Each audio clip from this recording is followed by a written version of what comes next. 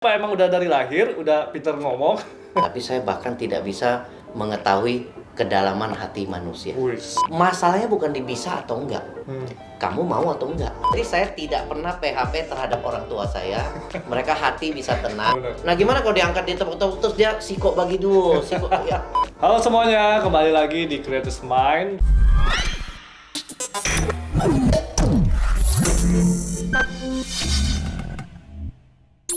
Sama saya Hansen, dan hari ini kita lagi mau ngobrol-ngobrol sama one of the best sales coach. Wah, Ya, kalau thank you. kamu search sales coach di IG, nama dia nongol.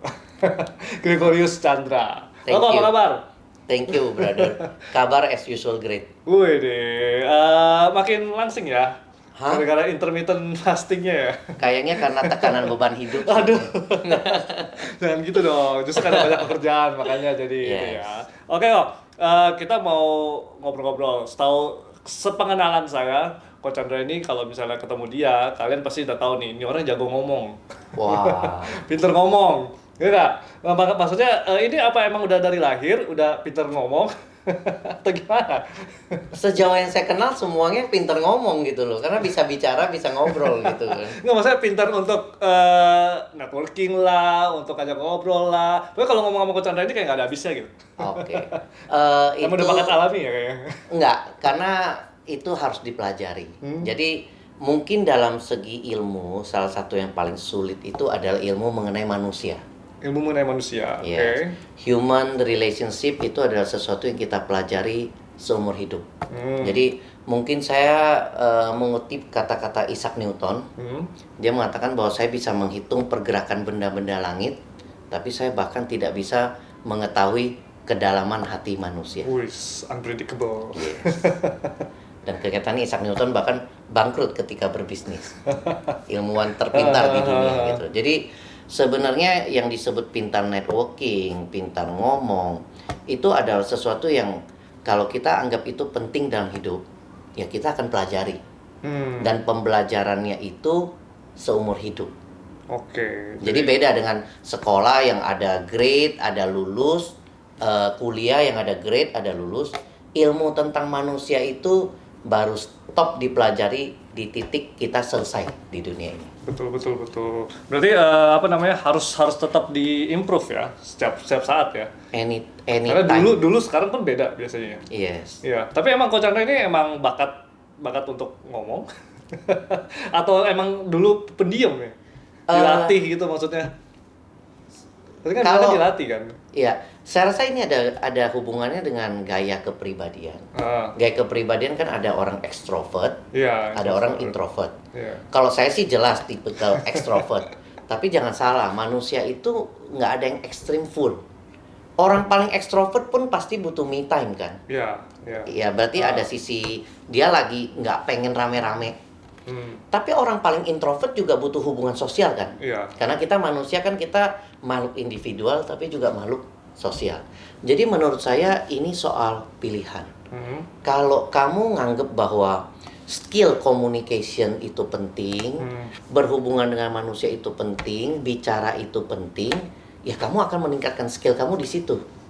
Tapi kalau kamu ngerasa, ini nggak ada pentingnya, misalnya nih, hidup saya ya saya pengennya berurusan dengan program, bikin Iya, program, saya iya. nggak mau berurusan dengan manusia. Ya mungkin kamu, ya saya bicara kalau butuh aja. Jadi menurut saya ini bukan bakat, tapi ini soal priority dan fokus dalam hidup. Tapi bisa ya kalau misalnya ada seorang yang benar-benar introvert banget, yang nggak mau ketemu orang, yang suka ketemu orang. Saya sih mengerti sih, maksudnya saya juga salah satu introvert ya. Tapi saya tahu saya komunikasi itu penting, terus public speaking juga kadang-kadang dibutuhkan kayak gitu. Nah maksud saya buat orang-orang yang lain nih, maksudnya yang introvert yang lain yang merasa kayak aduh gua kayak nggak bakal bisa kayak gini-gitu, bisa nggak sih mereka buat untuk Saya memacu punya gitu? kenalan public speaker, sukses sekali. Kalau tampil di depan ribuan orang, energetik banget, Anda nggak akan duga dia introvert. Oh ya? Heeh. Sampai sebelum tiap kali dia perform, dia perlu ada ruang sendiri, transisi. Jadi itu anggapnya Satria wajah hitam RX, nah berubah dulu gitu loh. Dan dia tampil, setelah selesai dia kembali ke model introvert. Gitu loh. Jadi ini soal pilihan sih. Masalahnya bukan di bisa atau enggak. Kamu mau atau enggak. Kalau enggak ya. Mm-mm. Nah terus kalau misalnya itu akhirnya kenapa bisa jadi seorang ini public speaker juga kan? Yes, saya public speaker, Nah, corporate trainer, sales and marketing coach. tapi dulu nggak langsung terjun dalam dunia public speaking dong. Enggak. Coaching itu belum terjun dong. Belum. Sebelumnya ngapain kok? Saya ya seperti orang biasa, saya merintis dulu karir profesional, saya kerja, saya merintis Sebagai apa? bisnis. Kerja sebagai apa kalau Saya mulai awal-awal? karir dari staff sales. Sales juga. Ya, saya profesi saya sales dan itu saya bangga sekali gitu loh. Karena lewat sales lah saya mencapai semua hal yang saya lakukan. Terus ilmu didapat dari situ juga. Yes, jadi pilihannya adalah ketika kita kerja, waktu saya jadi sales, saya menganggap itu adalah kesempatan belajar. Nah, ketika saya sebagai sales staff, sales supervisor, sales manager, saya belajar everything, baik mengenai selling skill, baik mengenai human relationship, baik mengenai management skill. Nah, jadi kita yang hari ini adalah akumulasi dari pembelajaran kita yang lalu. Sebelumnya. Yes. Nah, jadi kalau hari ini mau jadi sales coach, ya kalau nggak pernah sales, kira-kira gimana menjadi sales coach gitu loh. Benar. Kalau kamu mau cari sales coach, kamu cari yang pernah jualan atau yang nggak pernah jualan cuma pintar ngomong. Nah, kan itu intinya. Tapi kuliahnya juga itu, marketing apa gitu. Iya, saya kuliah di bidang yang paling umum yang bisa dimasuki manusia, yaitu manajemen pemasaran gitu loh. Berarti emang jalurnya udah pas dari awal. Gini, karena sewaktu saya kuliah, lupakan fisika, lupakan kimia. Ya, pengetahuan kimia saya sama dalamnya dengan pengetahuan komputer saya, alias hampir nihil gitu loh ya. Lalu matematika saya konsisten. Saya jadi waktu sekolah itu konsisten selalu merah. Selalu. Jadi saya tidak pernah PHP terhadap orang tua saya. Mereka hati bisa tenang. Setiap kali ambil rapot, matematika saya, fisika saya, kimia saya pasti merah. Aduh, pasti pusing kalau jadi orang tua. Ya, setidaknya Anda bisa bahagia bahwa anak saya konsisten dan persisten gitu loh. Tidak pernah keluar dari pakem gitu kan. Nah, gitu. Jadi, berarti kan itu kita tahu. Kalau saya tiba-tiba pengen cita-cita jadi ilmuwan NASA, nah itu berarti antara sangat beriman atau butuh ke psikiater gitu loh. Jadi artinya kembali ke pertanyaan tadi, apakah kemampuan bicara itu bakat? Menurut saya bukan. Tapi karena kita tahu lewat itu apa yang bisa kita capai, ya kita mendidik diri. Tidak ada orang yang lahir langsung ahli. Contoh profesi sales. Sales itu dijadikan, bukan dilahirkan. Saya bukti ini, Son. Dijadikan, dilahirkan. Oke. Nggak ada bayi yang lahir langsung ngejual. Iya. Semua bayi lahir menangis kan? Iya. Bahkan kalau dia nggak menangis, diangkat ditepuk-tepuk supaya nangis, bener nggak? Benar. Nah, gimana kalau diangkat ditepuk-tepuk terus dia sikok bagi dua, ya. Jadi saya kutip kembali, bahkan profesi sales yang saya jalani, sales itu dijadikan, bukan dilahirkan. Berarti ya bisa dilatih. Yes. Bisa dilatih asalkan kita mau balik lagi kita tadi kan. Jadi apapun yang kamu mau dalam hidup, kamu mau jadi public speaker, ya kamu latihan. Iya, nggak ada alasan mau introvert apa gitu kan. Yes, itu semua the rest adalah skill. The rest itu adalah excuse gitu. Gitu. Oke, akhirnya Coach Chandra dari yang kerja karir gitu, kenapa memutuskan untuk tadi entrepreneur akhirnya ya? Yes. Untuk buka usaha, itu entrepreneur langsung di bidang coaching ini? Oh enggak, saya mencoba segalanya. Saya pernah buka toko CD, rental CD. Oh. Jadi ketemu ada toko kosong dengan si mantan pacar yang sekarang udah jadi istri, ya. Ada uang tabungan berapa? Itu mungkin entrepreneurship saya yang paling pertama. Jadi ketemu kios yang masih kosong, saya datang ke Pak Haji pemiliknya, nawar, sewa, langsung saya buka sewa menyewa CD dan DVD di kawasan kos-kosan mahasiswa gitu. Tapi itu kan akhirnya memutuskan untuk berhenti berkarir dong. Iya. Kenapa berani mengambil resiko itu? Biasanya banyak orang yang nggak berani ngambil. Ini pertanyaan menarik. Iya. Entrepreneurship itu passion.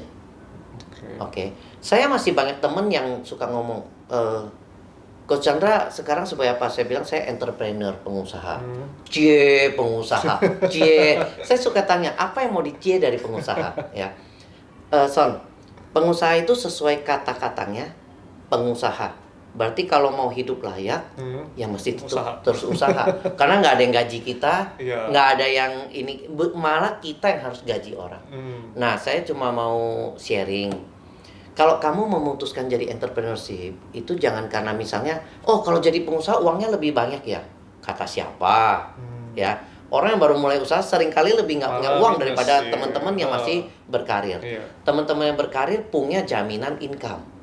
Pengusaha tidak punya jaminan apapun, gitu loh. Nah, kalau kamu jadi pengusaha, kamu harus siap nih. Kalau kamu berkarir, kamu bisa ngomong, job desk saya ini, title saya ini, yang saya kerjakan ini.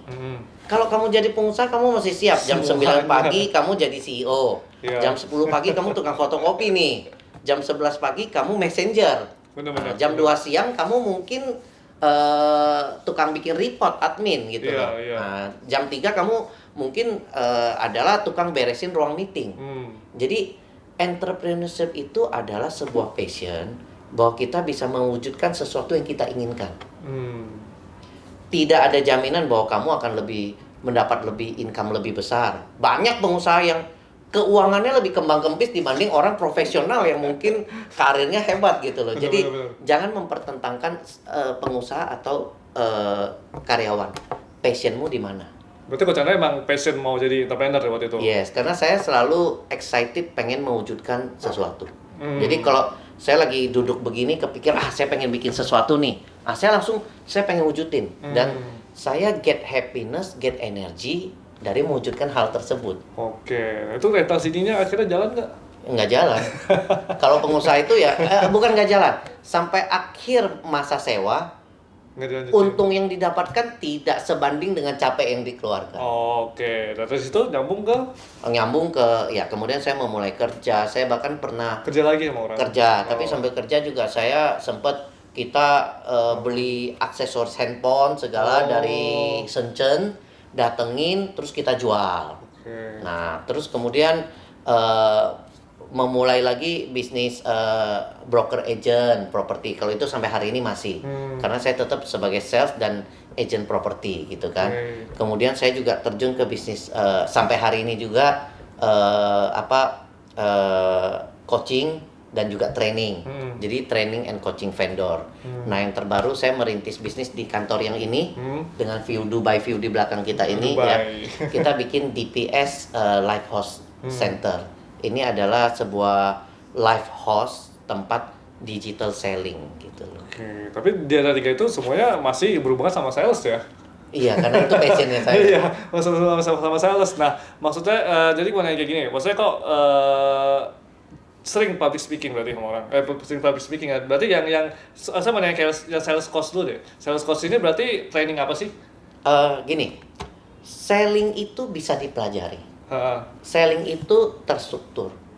Jadi sebenarnya yang paling menarik adalah saya banyak ketemu orang yang ngomong gini, nggak tahu Hansen pernah ketemu nggak? Son, gue kerja apapun mau, tapi gue nggak mau jadi sales. Kalau lu suruh gue jadi sales, gue resign. Gue nggak mau. Jadi banyak orang bilang, wah gue nggak bisa jadi sales. Susah, ada targetnya lah. Oke. Nah, saya kasih satu shocking idea. Apapun yang Anda kerjakan, apapun yang kamu kerjakan, sebenarnya kamu di bidang sales. Contoh? Karena menjual itu bukan cuma produk dan jasa. Ide, konsep, gagasan. Itu yang tiap hari kita jual. Son, nonton Avatar yuk. Aduh males 3 jam. Sri Asih aja deh. Avatar aja. Tekniknya luar biasa. Syutingnya 6,2 triliun loh James Cameron. Saya mau nanya, itu jualan atau bukan? Jualan. Oke. Iya. Jadi di bidang apapun kamu jualan. Betul. Nah, cuma masalahnya apakah jualan itu bisa dipelajari atau enggak? Saya punya kenalan yang ngaku saya nggak bisa jualan apapun.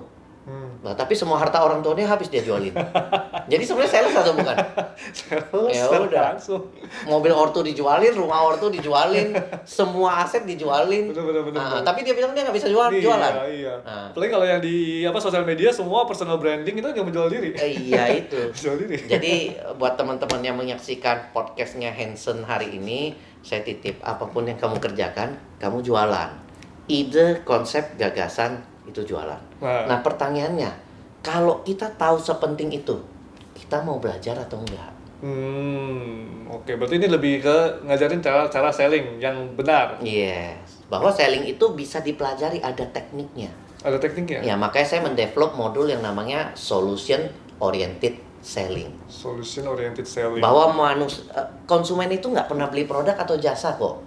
Tapi mereka mencari solusi dari problemnya mereka. Iya, saya pernah baca buku itu. Iya. Jadi buku bisnis marketing ya. Yes. Nah, thanks God-nya bahkan model solution oriented selling yang saya develop itu selain dipakai di perusahaan-perusahaan di Indonesia maupun di BUMN kita, ternyata saya sampai diundang ke Malaysia, dipakai oleh BUMN Malaysia juga. Wih, Yaitu udah go internasional lah. go regional lah ya. Kalau ke Malaysia go regional lah ya. Regional.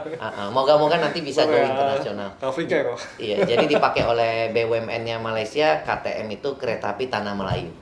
KAI-nya kita lah. Kayaknya mereka Iya. di sononya di Iya, Malaysia. jadi 2 tahun lalu saya sempat di Ipoh Perak selama seminggu.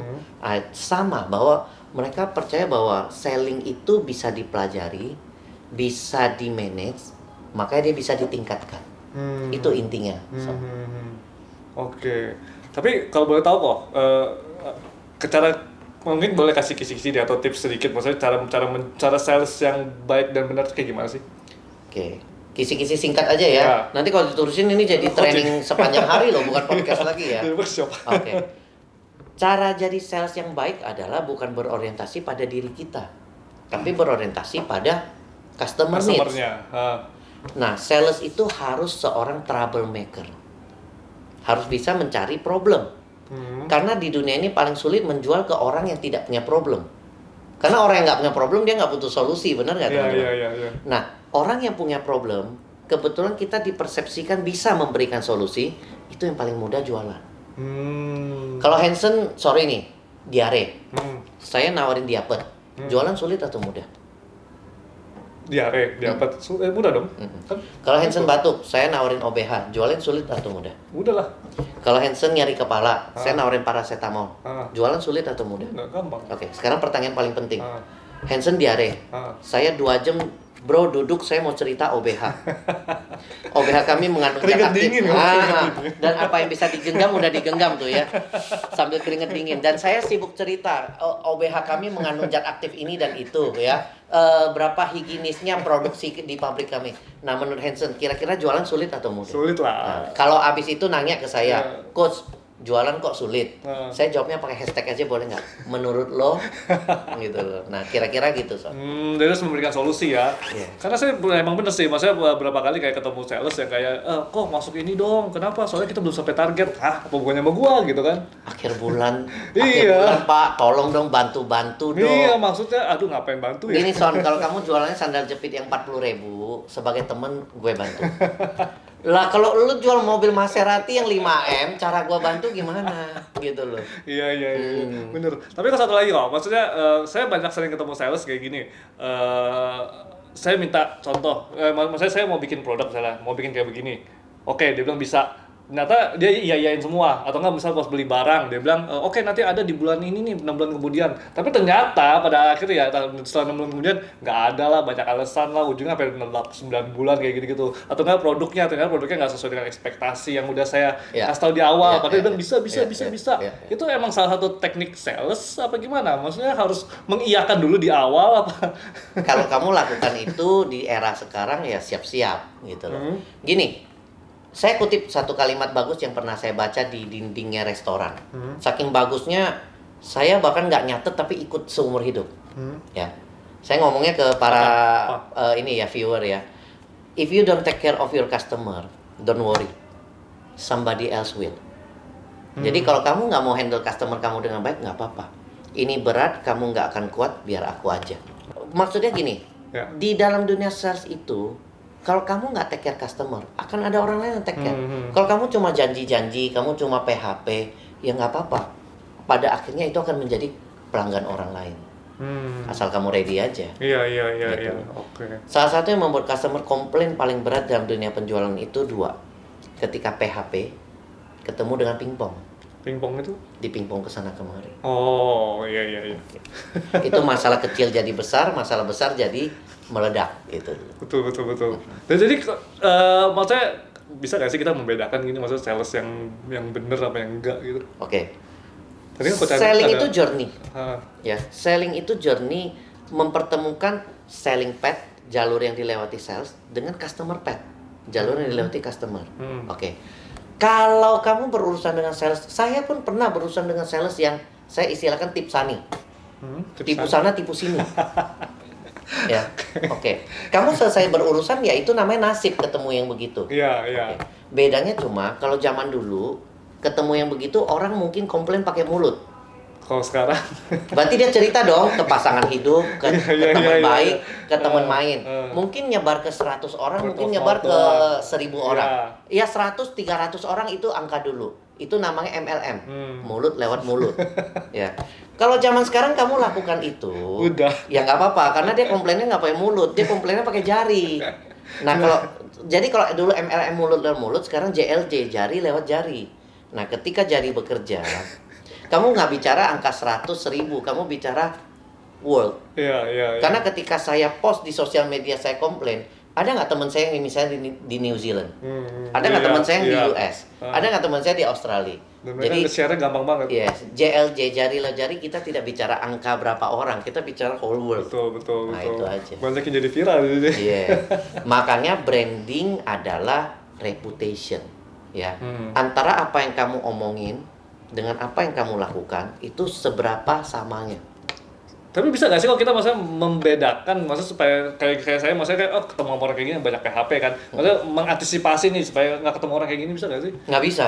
Itu perjalanan hidup. Kan maksudnya kan kita udah ketemu satu sales nih, Iya. kita bisa kayak tahu gak nih ini sales bener apa enggak Bisa. nih? Kalau kamu dari awal bicara, kamu akan lihat orientasi dia ke diri dia atau ke kita sebagai customer. Oh iya. Ini termasuk teman-teman, kalau kamu menghandle penjualan jangan orientasi diri kamu. Orientasinya ke customer dong. Iya. Sales itu adalah solution partner. Nah, ngomongnya gampang. Nyetak kartu namanya mudah, ngejalaninnya setengah mati. Nah, disitulah orang menilai apakah kamu omdo, ya, atau kamu benar. Nah, tadi Hansen sempat mengatakan personal branding. Personal branding ya sama dengan segala hal apapun. Antara talk the walk sama walk the talk sama nggak? Talk the walk itu kan ngomongnya. Iya. Walk the talk itu kan Tindakannya, realisasinya. iya. Makanya contoh, saya kenapa public speaking dan corporate trainer, saya hanya membatasi diri untuk sales, marketing, bisnis. Hansen nggak akan pernah ketemu saya bicara misalnya di acara-acara atau event rohani. Iya. Oh, saya tidak pernah menerima permintaan apapun bicara di event rohani. Kenapa? Antara ngomong sama kenyataan masih jauh banget. Yang diomongin dengan yang dilakukan belum bisa sama. Jadi saya tidak pernah berani bicara di acara rohani apapun. Bahkan kalau di acara rohani dipanggil bicara, sorry, belum berani. Tapi kalau ngomongin sales, itu bidang saya, marketing itu. karena Nah, jadi banyak pengalaman juga. yes, jadi makanya saya tadi mengatakan kalau kamu cari sales coach, kamu cari yang dia pintar ngomong dong atau memang dia sales gitu loh. Iya. Nah, itu aja. Betul. Oke, kok udah berapa lama di sales coach ini? Saya Berapa tahun? kalau secara public speaker, corporate trainer sekitar 10 tahun lebih. 10 tahun. Tapi kalau selling saya udah 20 tahun lebih. Oke, saya mau nanya kok, perbedaan sales dulu sama sekarang kayak gimana sih? Pasti kan ada jomplang lumayan banyak nih. Sales zaman sekarang sangat ditentukan faktor 4R. R. 4R itu apa? Rating, review, recommendation, referral. Oke, catat. Jadi inilah efek digitalisasi. Saya kutip kata-kata Pak Mokhtar Yadi, ya. Mungkin kalau ada yang bisa dianggap positif dari pandemik yang baru kita lewati ini adalah kemampuan dia mempercepat transisi digitalisasi. Setidaknya 1 dekade lebih cepat. Kalau saya malah ngerasa mungkin 2 dekade lebih cepat. Apalagi karena pandemi kemarin jadi makin cepet Yes. lagi kan. Nah, podcast kayak gini mana pernah kepikir dulu. Iya benar-benar. Kalau dulu berarti lebih ke yang Kalau dulu mulut lewat mulut. mulut. Ya, hati-hati. Kalau sekarang jari lewat jari. Jadi kita bicara 4R. Rating, review. Hansen kalau beli sesuatu, referral. misalnya di marketplace yang satu harganya 500.000, Ya. yang satu 100.000. Apakah kamu langsung beli yang di sini? Enggak. Kamu- Lihat review dulu, ratingnya Yes, dulu. kamu malah kok bisa yang lain 500.000 dia Iya, 100.000. iya. Jangan-jangan nanti Malah- kok cuma dikirim ah. kotak kosong nih. Nah, akan dilihat. Takutnya palsu apa. Ratingnya bagus, reviewnya bagus, Baru. recommendation orang pada beli happy, Iya. direferalkan, baru kamu berani act gitu loh. Betul. Gitu kan. Iya. Jadi kalau saya ditanya apa yang membedakan, inilah efek digitalisasi. Tapi hati-hati, digitalisasi itu menciptakan paradoks. Connection jadi semakin mudah, tapi proses pengambilan keputusan menjadi semakin kompleks. Karena banyak pilihan, ya kan? Terus banyak pertimbangan jadinya. Kayak saya mau beli barang aja pertimbangannya banyak banget. Nah sekarang Hanson kalau mau beli mobil deh, emangnya ke Gias atau ke IMS, misalnya nanya sama salesnya Toyota atau Honda, Dek, menurut kamu mobil Toyota atau Honda bagus nggak? Ya kira-kira gimana jawaban salesnya? Masih bagus lah. Ya, semua sales kan semua Iya, kecap nomor iya, satu. benar-benar. Zaman sekarang konsumen dasar keputusan dia adalah rating, review, recommendation, referral. Nah kalau kamu tidak take care customer dengan baik, ya siap-siap mendapatkan rating, review, recommendation, dan referral yang parah. Betul banget. Sama itu kok, mungkin kalau dulu penjual yang datengin, pembeli yang datengin penjual. Kalau sekarang kayak penjual yang jemput pembeli gitu. Oke, Ya, saya kan? ngelihatnya. Ah. Strategi dulu adalah strategi pull. Hmm, Pull itu narik. Narik. Contohnya papan reklame. Iya. Papan reklame kan saya pasang nih, saya narik kan, Iya. menarik kan, supaya orang semua lihat. Nah sekarang papan reklame yang ukuran 3 kali 4 meter, 4 kali 5 meter itu berubah menjadi ukuran layar 6 kali 1 inch, yaitu di sini. Nah jadi sekarang bukan pull lagi, tapi push. Benar nggak kalau Hanson beli sesuatu di, let's say, Tokopedia, nggak lama kemudian di detik semua muncul, di halaman Google semua muncul. Iya. Kamu buka apapun, Iya. misalnya kamu lagi Dia cari record ya. Yes, jadi sebenarnya yang namanya Meta atau ByteDance, ya Meta berarti IG, Facebook ya, ByteDance berarti TikTok. Itu bukan perusahaan sosial media. Itu adalah perusahaan research marketing terbesar di planet bumi. Yang lebih kenal Hanson itu dibanding pasangan adalah AI-nya sosial media. Benar. Semua Gitu. ke-record, ke preference kita Yes. apa, dia Yes. munculnya yang gitu aja ya kan. Jadi 4 pilar digitalisasi guys itu adalah sekarang sebelum pandemi dia big data ketemu dengan AI. Ini zamannya Sokmed. Big data ketemu AI nih. Begitu pandemik bergeser, sekarang big data ketemu AI, ketemu lagi yang namanya IoT. IoT, Internet of Things. Oke. Jadi gadget-gadget sekarang semua udah berhubungan. Kulkas saja udah ada kulkas Sultan yang pakai scanner. Kalau susumu 5 kotak di kulkas tinggal 2 kotak. Bisa kasih tau. Dia yang pesen ke ini, dia yang bayar pakai e-money-mu dan dia kirim pakai ride sharing-mu. Wow. IoT ya. Nanti akan ketemu lagi dengan yang namanya wearable gadget. Apa itu? Oh. Di Jepang bahkan toilet sudah dianggap sebagai wearable gadget. Jadi sekarang analisa kesehatan itu sudah on daily basis. Tiap hari kamu melakukan ritual harian, itu langsung datanya dianalisa. Tiap hari kamu mendapatkan laporan kesehatan, urin dan feses. Ini disruption. Jadi bersiaplah untuk ke depan itu 4 pilar itu akan menjadi satu dan itu akan menjadi total solution. Ya saya ulang, big data, artificial intelligence, IoT, dan wearable gadgets. Jadi kalau misalnya kita mau mengikuti zaman, mau meningkatkan sales, kita harus belajar 4 hal itu dong. Metaverse itu nanti akan gabungan dari keempat hal tersebut kan? Menarik. Oke kok. Kita ngomongin soal public speaking deh. Tadi kalau misalnya yang udah sering public speaking kan, tadi kalau misalnya deh orang yang introvert ini, gimana sih cara dia bisa melatih public speaking dia? Orang introvert itu bukan nggak bisa bicara loh. Kali. Orang yang nggak bisa ngomong di depan umum. Oh, kembali. Iya. Saya punya teman pembicara yang sukses luar biasa, gagap. Gagap. Dia pas ngomong depan, gagap juga? Sampai hari ini masih ada gagap, dan itu yang bikin menarik. Oh gitu. Karena dia menjadi diri dia sendiri, dan luar biasa suksesnya. Jadi dia bisa kalau lagi ngomong, jadi kalau begitu, nah itu menurut saya malah membuat orang yang mungkin tadi ngantuk jadi iya gimana? It's okay. Nah makanya saya selalu mengatakan kamu mau atau enggak, bukan kamu bisa atau enggak bisa. Tapi latihnya gimana kok? Ketika orang mau, waktu berlatih adalah 24 jam. Teman saya yang gagap benar-benar berlatih di depan cermin. Oh, oke. Ngomong depan cermin. Dan dia lihat bagaimana cara dia melakukan. Saya sampai hari ini masih melakukan self talk, saya masih melakukan masih. Terus berlatih. Kalau ada persiapan materi juga, yang menguasai materi juga harus ya. Iya. Kayak gitu. Nah, menguasai materi itu kamu juga harus belajar gini. Public speaking itu bukan cuma tampilin slide terus bacain slide. Kalau itu semua orang bisa dong. Saya tidak pernah membacakan slide yang tampil kecuali saya ngajar di kelas kejar paket A. Artinya semua nggak bisa baca. Ya kita bacain dong. Jadi jangan pernah apa yang tampil di layar itu yang kamu bacain. Yang di layar itu kamu harus bisa storytellingin.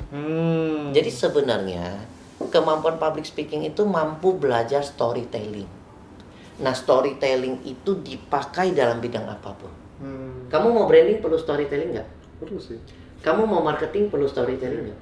Kamu mau selling perlu storytelling nggak? Jadi daripada belajar cuma pinter bicara tapi nggak ada isinya, saya menyarankan belajarlah storytelling. Nah, makanya investasi terbaik di dunia itu adalah investasi dari leher ke atas. Investasi saya yang dari leher ke atas itu memberikan return puluhan ribu persen, bahkan ratusan ribu persen. Nggak ada investasi leher ke bawah saya yang bisa memberikan return yang sama gitu. Waduh, kok. Tapi pernah nggak sih pas lagi public speaking itu bagi ngomong di depan umum tiba-tiba ngeblank? Bisa, bisa. Apa yang dilakukan? Saya bisa sampai hari ini, saya bisa lagi mau ngomong, tiba-tiba ada satu kata yang saya butuhkan tapi nggak mau bisa diakses oleh otak. Tiba-tiba otak kita tahu kata itu ada, tapi nggak bisa ketemu. Jangan panik. Kamu kan boleh ngomong pakai definisi. Saya sering nih, misalnya. Ganti katanya. Yes, misalnya saya mau ngomong kata pandemik deh, misalnya, atau jangan pandemik, nanti jadi sensi ketika posting karena udah mulai ini ya. Let's say deh, kata kolaborasi. Kamu tiba-tiba nggak bisa ketemu kata kolaborasi, kan kamu boleh ngomong. Jadi di zaman sekarang ini kita harus bisa membangun kerjasama yang saling menguntungkan. Kamu untung, saya juga untung. Apa sih kata itu? Malah audiens yang ngomong kolaborasi, coach. Thank you gitu loh. Why not? Blank yang jawab ya. Iya. Tapi kalau misalnya blank soal materi gimana? Nah, kalau blank soal Lupa materi poin satu, berikutnya tentang apa gitu kan? kamu nggak mempersiapkan diri. Oh, kurang persiapan berarti. Iya. Jadi saya suka ditanya sampai hari ini. Coach Chandra masih suka grogi nggak kalau mau tampil bicara depan umum? Masih. Dan saya masih bersyukur bahwa saya tetap grogi. Kalau di titik saya sudah tidak grogi, saya akan berhenti. Kenapa? Berarti saya nanti nggak ada takutnya lagi. Udah sombong ya. Saya akan berhenti mempersiapkan diri. Justru karena saya masih grogi, saya akan mempersiapkan diri. Gitu loh. Jadi zaman saya dulu baru awal jadi pembicara, istri saya udah biasa. Saya bisa duduk di depan laptop, bengong. Nanti kira-kira 10 menit saya pencet satu slide. Bengong lagi. Dan dia tidak ajak saya bicara. Udah kayak orang inilah, apa namanya, lagi, itu namanya sebenarnya adalah internalisasi. Itu lagi apa namanya, flow. Okay. Sebenarnya saya sudah running kelas saya malam itu. Oh. Saya sudah running, besok itu adalah pengulangan dari yang saya running malam. Bahkan saya mau jalan ke sudut mana, saya mau melakukan udah apa, itu sudah saya lakukan di level mindset. Jadi ketika besok orang-orang melihat, aduh gampang banget ya, lancar banget ya. Ingat, orang yang ahli itu terlihat mudah karena mereka mempersiapkan diri mati-matian. Betul. Udah dilakukan, udah terbiasa melakukannya. Messi itu nggak lahir langsung jadi Messi, ya kan? Lihat kan final Piala Dunia tadi malam kan? Lihat kan seberapa mentalnya Messi atau seberapa hebatnya dia dalam ini. Tapi itu kan nggak dalam semalam. Iya.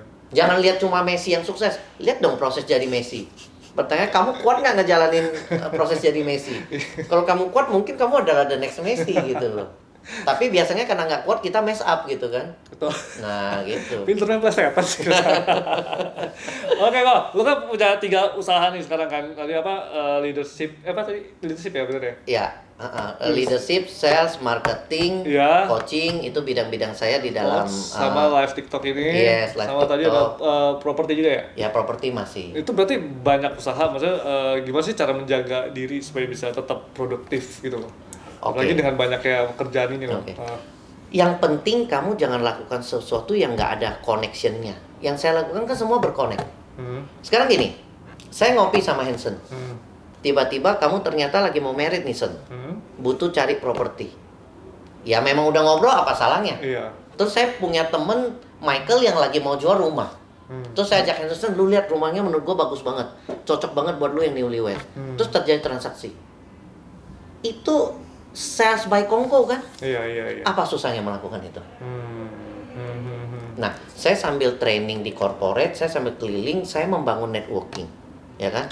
Saya buka live center DPS ini udah berapa banyak teman-teman yang ternyata mau dong barangku juga minta tolong dijualin dong secara digital. Menjadi satu kolaborasi lagi gitu. Betul. Nah, jadi bidang yang saya lakukan itu apapun yang saya kerjakan dia ngikut aja semua. Harus Gitu. ada hubungannya, ada koneksinya pokoknya kan. Iya. Tapi emang kolaborasi emang penting ya zaman sekarang nih. Kalau saya sih, menurut saya sendiri itu berat, aku nggak akan kuat. Biar kamu aja. Kebanyakan nonton nih ya. Dilan ya ternyata. Ternyata Dilan itu sales yang luar biasa gitu.